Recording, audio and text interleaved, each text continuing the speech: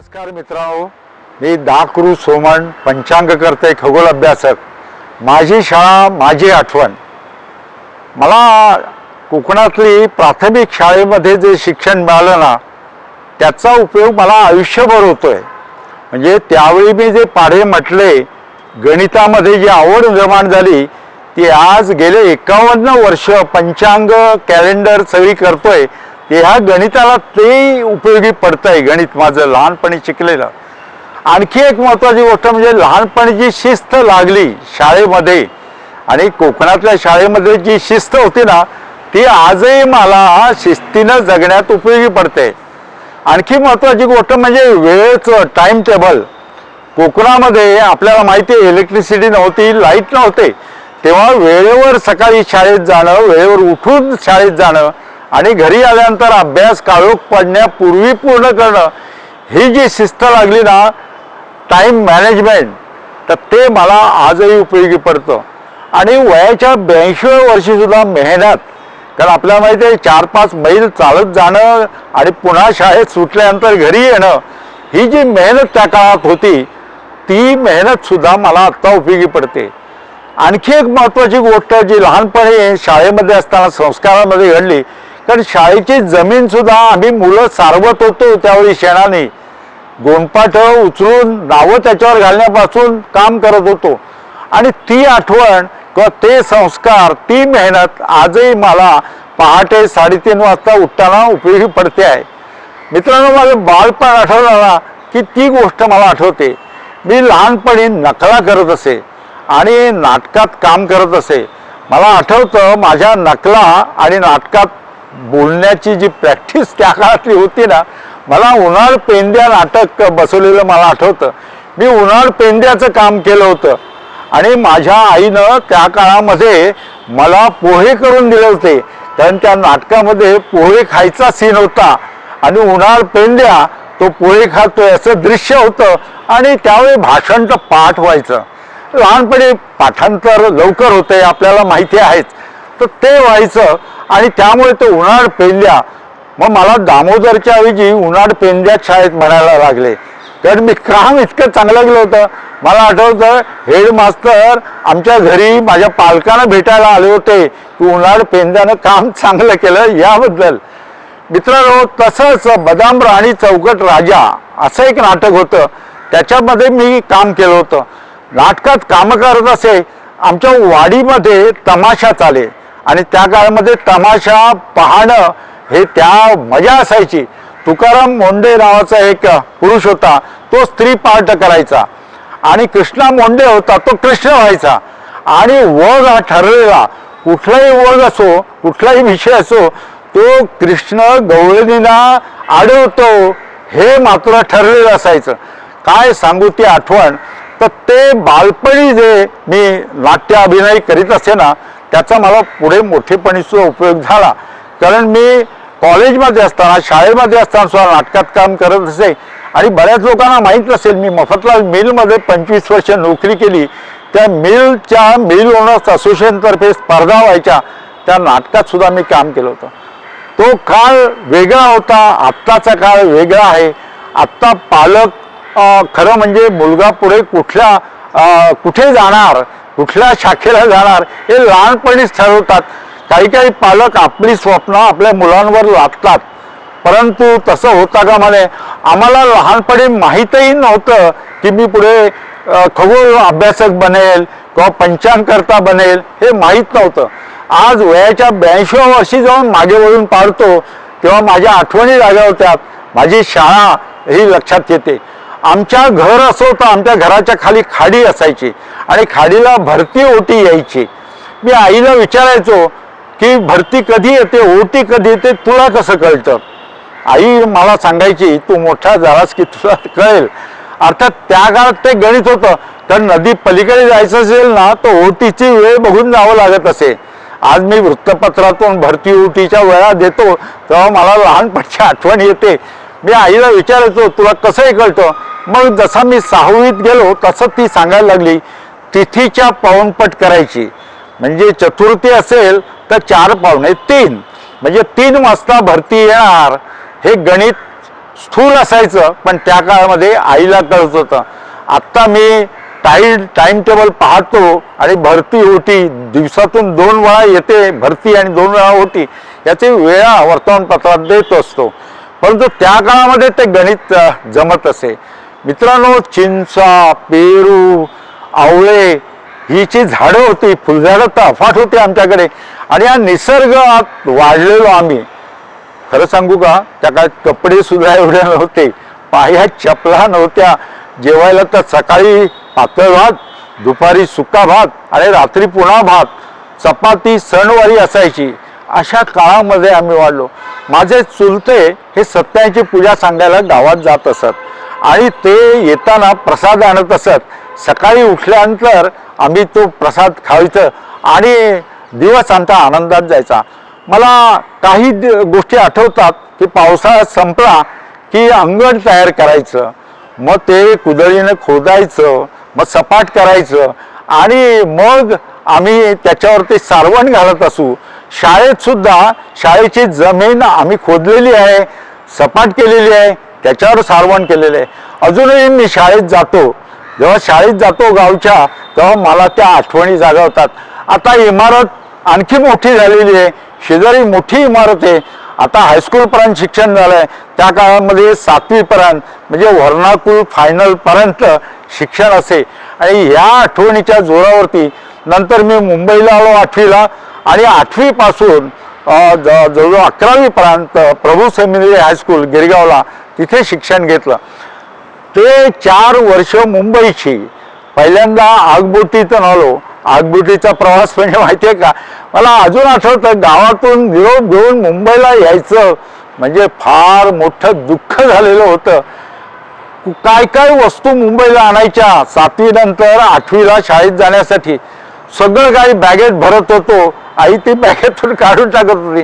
शेवटी आईनं मला विचारलं, 7वीमध्ये मी शिकून 8वीत येताना, मुंबईला येताना तुला काय पाहिजे, काय शोधते. मी आईला म्हटलं, एक तुझं लुगडं मला पाहिजे. मला आठवण तुझी आली तर लुगडं घेऊन मला झोपायचं आहे त्याच्यावरती. तेव्हा आईनं तिचं एक नवीन लुगडं मला माझ्या बॅगेत भरलं आणि वडिलांबरोबर मी गिरगावात झावबाच्या वाडीमध्ये ठाकूरवारला आलो.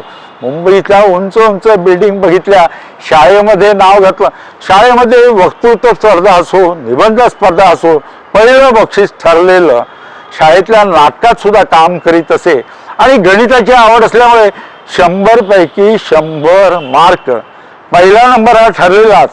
म्हणजे रिझल्ट लागल्यानंतर विचारायचे दुसरा नंबर कुणाचा आला, तर पहिला माझा नंबर ठरलेलाच असायचा.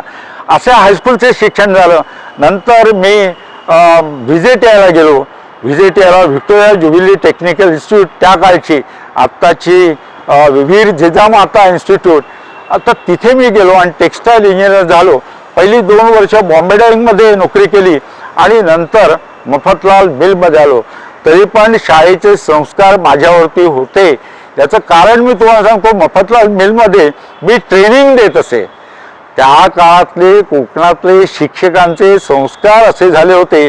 मला शिक्षकी पेशात खूप आवडायचा, शिकवायला आवडायचं. तर मी मफतलाल मिलमध्ये सुद्धा ट्रेनिंग देत असे कामगारांना. कितीतरी कामगारांवरती संस्कार केल्यामुळे त्यांनी दारूचा नाद सोडला, गर्दसारखे व्यसन सोडलं. म्हणजे गावचे शिक्षकांच्या हाताखाली मी शिकलेलो. मफतलाल मिलमध्ये 25 वर्ष सुद्धा ट्रेनिंग मेंटेनन्स ऑफिसर म्हणून होतो. याचं कारण कामगार शिक्षण मी देत असे. मित्रांनो, या लहानपणच्या आठवणी कधी संपणार नाही. परंतु एक गोष्ट मात्र नक्की की या वयात सुद्धा मला माझी शाळा आणि माझ्या आठवणी नवीन ऊर्जा मला मिळवून देतात आणि म्हणून मला अधिक जोमानं काम करावंसं वाटतं. धन्य ते शिक्षक, धन्य ती शाळा आणि रम्य त्या आठवणी. नमस्कार. नमस्कार मित्रांनो, माझी शाळा माझी आठवण याचं सांगताना मला एक पालकांना विनंती करायची आहे आणि एक दुसरी विनंती आजकालच्या विद्यार्थ्यांना करायची आहे. पालकांना असं सांगायचं आहे की मुलांचं बालपण हरवू देऊ नका. त्यांना मस्ती करू द्या. लहानपणीच मस्ती करायची ना, मोठेपणी करायची असते. लहानपणीच रडला तरी काळजी करू नका. लहानपणी जर रडला नाही ना तर मोठेपणी रडावं लागेल. तेव्हा लहानपणी त्याचं रडणं, त्याचं रुसणं, त्याची मस्ती, बालपण हरवू देऊ नका, हे पालकांना विनंती करायची. आणि आपली स्वप्न मुलांवरती लादू नका. याचं कारण असं, मुलगा वडिलांना डॉक्टर होता आलेला आहे म्हणून डॉक्टर करतात, वडिलांना वकील व्हायचं होतं त्यांना वकील होता आलं नाही म्हणून मुलाला वकील करतात. तसं करू नका. त्यांना स्वप्न त्यांची उमलू द्या, त्यांच्या मनात जे आहे तसंच त्यांना बनवू द्या. तर मुलांची स्वप्न उमलू द्या आणि त्यांचा विकास त्यांच्या दृष्टीनं होऊ द्या, ही पालकांना विनंती करायची. दुसरी महत्त्वाची गोष्ट, त्यांना जग दाखवा, अनुभव दाखवा, त्यांना आपले अनुभव सांगा आणि त्यांच्याशी बोला. आजकाल बघितलं ना तर मोबाईलच्या युगात मुलांच्या हातामध्ये मोबाईल असतो, पालकांच्या हातात असतो, जेवायला बसले तरी बोलत नाही, मुकी घरं झालेली आहेत. तसं करू नका. मुलांना आईबाबांचं भाषण पाहिजे असतं, संभाषण पाहिजे असतं. तेव्हा घरी आल्यानंतर मोबाईल बंद ठेवा आणि मुलांशी बोला. मुलाला चांगली संगत आहे की नाही याच्यावर सुद्धा लक्ष असू द्या. कारण वाईट संगत एकदा लागली ना तर ती सुटणं कठीण असतं. म्हणून संगत चांगली पाहिजे. मुलाचा वाढदिवस असेल त्यावेळी इतर मुलांना, मित्रांना बोलवा घरी, म्हणजे कळेल इतर मित्र कसे वागतायत. तसंच तुमचा मुलगा जेव्हा बाहेर जातो तेव्हा तो कसा वागतो, तेव्हा आपल्या मुलावरती संस्कार करताना त्याच्या मनाप्रमाणे त्याला जगू द्या आणि इतकं प्रेम द्या, इतकं प्रेम द्या की तो मोठा झाल्यानंतर तुमची आठवण काढील. आणखी महत्त्वाची गोष्ट मुलांना सांगायची आहे की केवळ अभ्यास आहे की अभ्यास नको आहे. कारण मी आयुष्यामध्ये 70 वर्ष आकाश दर्शनाचा छंद जोपासला. आकाशातल्या युत्या, कारण आकाश हे उघडं पुस्तक आहे, इतर पुस्तकं उघडावी लागतात. आकाश तर सदैव उघडलेलं असतं. इतर पुस्तकं विकत घ्यायला पैसे लागतात, पण आकाश फ्री ऑफ चार्ज असतं. आणि आपण प्रवासाला जाताना इतर पुस्तकं बरोबर घेऊन जावी लागतात. आकाश तर आपण जिथे जाऊ तिथे येत असतं. आणखी महत्त्वाची गोष्ट, पुस्तकं इतर वाचायला प्रकाश लागतो, पण आकाश हे काळोखातच वाचायचं असतं. तर खगोलशास्त्राचा, आकाश दर्शनाचा छंद मला गेले 70 वर्ष माझी सोबत करतोय. जेव्हा जीवनामध्ये चिंता, दुःख येतं तेव्हा हा छंद आनंद देत असतो. म्हणून कुठलाही छंद, बागकामाचा असो, वाद्य वाजवणं असो, गाण्याचा असो, ट्रेकिंगचा असो, कुठला फोटोग्राफीचा असो, कुठला तरी छंद तुम्ही जोपासा. कारण जेव्हा तुमच्या नोकरीमध्ये, व्यवसायामध्ये ताणतणाव येतील, चिंता वाटेल, दुःख वाटेल, अशा घटना घडतील, त्यावेळी हा छंद तुम्हाला आनंद देत असतो.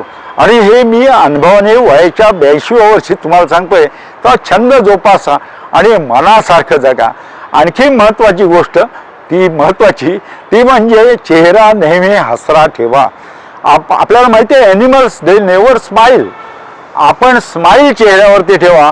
दुःख असो, चिंता असो, चेहऱ्यावर दाखवू नका. कारण तुमच्या दुःखाची इतरांवरती छाया पडता कामा नये ह्याची काळजी घ्या. घरात जाल तर चेहरा हसरा करा. हा संदेश लहानपणापासून तुम्ही अंमलात आणा आणि सण उत्सव हे आनंदानं साजरे करा. तसं केल्यानं निसर्ग शिक्षण आपल्यामध्ये येतात. आणि महत्त्वाचं शेवटी म्हणजे निसर्ग भ्रमण करा. निसर्गातूनच आपल्याला शिक्षण मिळत असतं.